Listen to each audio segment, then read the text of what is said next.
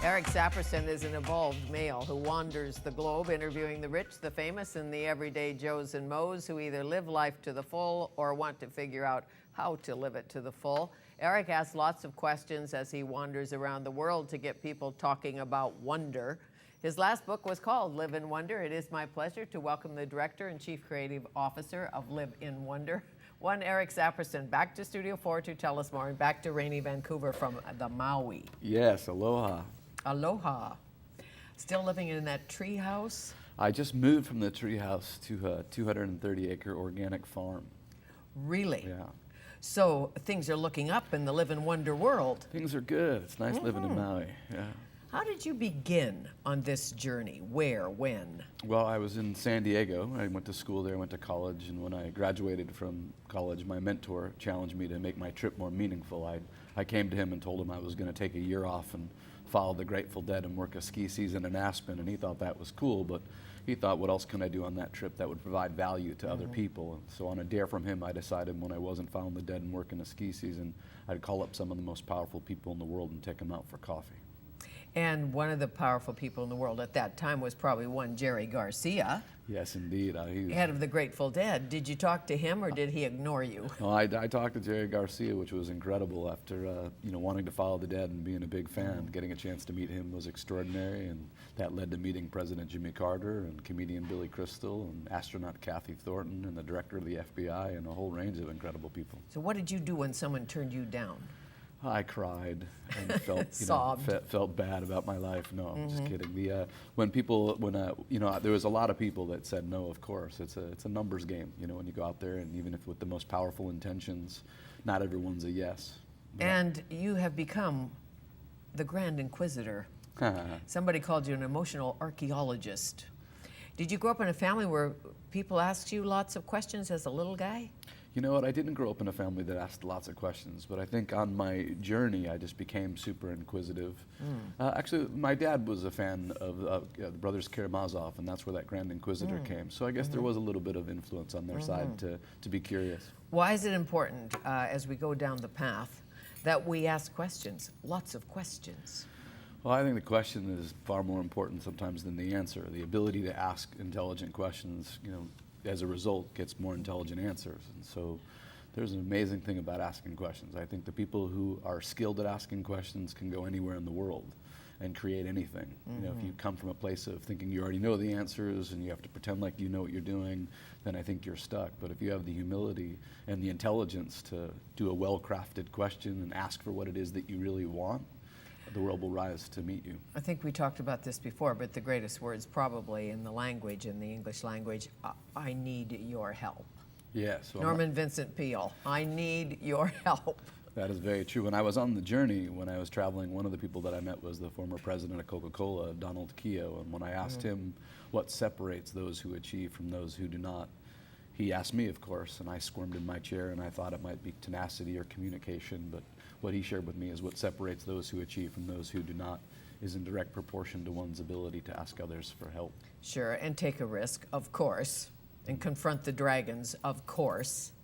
A writer, Annie Lamott, wrote recently, I think it was in Oprah, that it took her a long time to fall in love with her own crazy, ruined self. Nice. Because falling in love with yourself is a big thing, right? Totally, yeah. Pretty much. I think being at peace with who you are inside, the good and the bad and the ugly, I think is super important. And also stepping out of the box, as you have, and not worry about what anyone thinks. If somebody thinks you're slightly crazy, it's a good day. I always say that being nuts isn't so bad. When people think you're nuts, it gives you a wide range of behavior to take advantage of. And in my life, I've done exactly that. The crazier, the better. And you look at some of the examples in the world, people who have made a great difference in the world. They aren't necessarily crazy, but they do go where they intended to go without worrying about what anyone thinks. One of our favorite quotes is by Oscar Wilde, who said, "Be yourself, everyone else is taken." And I think it's important to just be uniquely who you are and not care what other people think. Be willing to be seen as crazy, pretty much. Well, being understood, misunderstood and ostracized and judged. But I think if you're living your higher purpose and you're being uniquely who you're supposed to be in this world, you're not going to please everyone. I think what's more important is to ask yourself, do I want to be liked or do I want to be respected? Respected. And respected to being who you are, Yes, and also taking a risk and not knowing if you'll flop, and flopping big time, and getting back up. Really important. Resilience. Tenacity, super important. And I think the whole idea of falling down just makes you wiser. I mean, I don't think if you go down a path nobody has trod before and you're going down your own unique journey, there's no way you could be an expert out the gate. You just have to keep recalibrating and making adjustments, and feedback is amazing. So I don't see things as success and failure. I just see them as a process. Well, I don't know who said it, but someone said, when you fail, fail up. That's a good line too. Yeah, and again, nothing can be delicious in life if you're holding your breath. It just can't. So how do you determine what reaches to the depth of your soul? How did you know that this is the journey you should be on? What felt right for you? There's just an intuitive nature, a listening inside. And my first journey, there was a calling, the hero's journey. There was a voice inside of me that said that I was to bridge a gap between young people and elders in America. And I didn't know what that was going to end up becoming. I just knew that that was my purpose. And so I set off to go do that, and it became a movie, an award-winning film, and speaking, and a book. And then now my new adventure, is about inspiring the world to live in wonder. No kidding. And apparently you're making T-shirts too. We're having a lot of fun. We believe in, I live on this organic farm, and so it's all about being self-sustaining. And so our whole mission at Live in Wonder is to create things that inspire people so we can make more things that inspire people. So all the proceeds from our film and our book and our apparel go to fund more projects that inspire people. Oh, great. So you're raising cotton, are you? We're not raising cotton. Not raising cotton. Raising inspiration. Okay, so the T-shirt idea, where did it come up? Lying in a hammock on the organic farm, or what happened? Just looking at how we could become a message company, how we could be part of the solution and offer powerful messages that inspire people. And we're using all the most powerful mediums in the world: spoken word, poetry, performance art, music, television, film. And so we just realized that people love to wear apparel, and we could put messages on there that inspire and invoke people. Well, as you've done, be yourself, everyone else is taken. Yeah. Now, somebody else said that, not you. Oscar Wilde said that. Okay, so I know Oscar Wilde is gone. He is gone. A very funny man.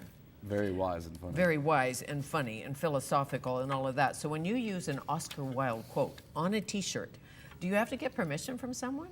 Not that we're aware of at this point. We're just putting it out there. If if Oscar Wilde's family calls us and says they want to do something, we'll figure out what to do next. Yeah. Don't take any calls from France. Yeah, well, from the grave. We just figure that the world now is, people use my stuff, but it's a collapsing world, and so, whatever inspires people. Sure. One of the great sayings on one of the shirts is, "I love you is back." Is that what it means? I love you is back. I love you is back. Yeah, we actually. I didn't know it went away. Well, some people it goes away. For some reason, that spoke to a lot of people, and a lot of people seem to love that shirt. I'm doing a new film right now where we're going around the world talking to people about 3 things. And one of our interview guests, we asked him what 3 things he'd learned about love, and he said this beautiful thing, many beautiful points. And the last thing he says is, "I love you is back." And we just thought that was so great, and we wanted to make a T-shirt out of it. Okay. And Dream, Explore, Discover, of course. So change. Lots of change in the world today. Always has been lots of change in the world. Euro crisis, much happening. Tsunamis, ships floating up to Alaska from the tsunami, all of that. How do you embrace change? How do you help people embrace change? Well, I think the key... really embrace it. Well, I think that change is inevitable, and then the question is, well, who are you being in the face of change? And what we believe is that people who are living in wonder seem to ride change a lot better than people who are stuck and who are rigid. And so living in wonder has people living in the awe and the rapture and the marvel and the astonishment, and say yes to the great mystery of life unfolding. And so when change happens, you kind of expect change, and you're looking for curiosity. You have a curiosity and a sense of wonder about it, and so it's not a threat anymore. It's actually just part of the amusement ride. But there's a lot of fear, as you know, when change happens. Sometimes you don't want change, and change happens. Well, I think when people are coming from something that they don't want, they're trying to control what's uncontrollable.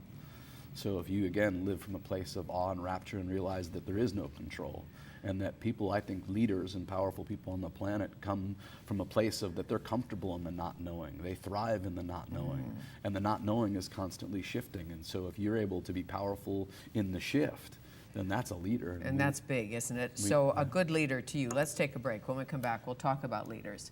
Who makes a good leader, especially today in rather turbulent times? Who makes a great leader? Good question, eh? Thank you. We'll come back with Eric Saperston, The Journey, his movie. How long ago? 2001? This came out in 2001, played in theaters across the country, and people still love it today. Okay, sometimes you take a trip, and sometimes the trip takes you. We'll come back.